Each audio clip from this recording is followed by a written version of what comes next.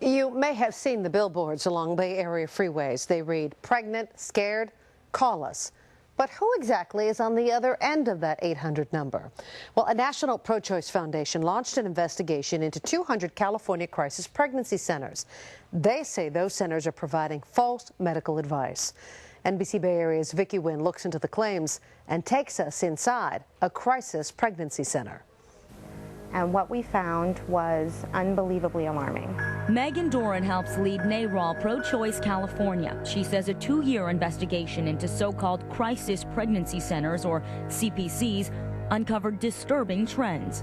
We found systematic approaches of manipulation, intimidation, and false advertising. NARAL investigators say it starts with ads. When they see that heartbeat, they know that that is not just a blob of tissue. What the ads don't say is that these centers are funded by pro-life agencies.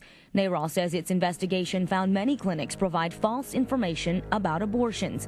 NARAL says nationwide, CPCs outnumber abortion clinics 5 to 1. In one clinic, for example, they had a large jar filled with mini fetuses that you could take as a little token as you left.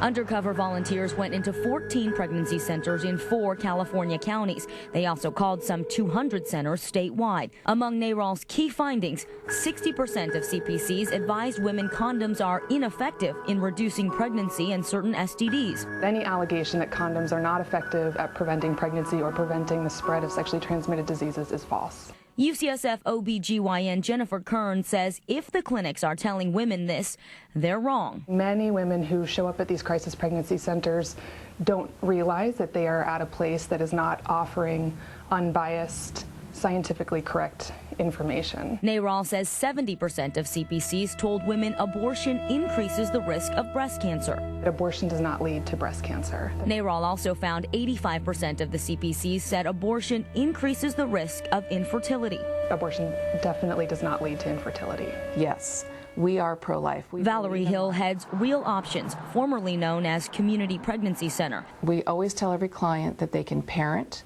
they can release for adoption, or they can have an abortion.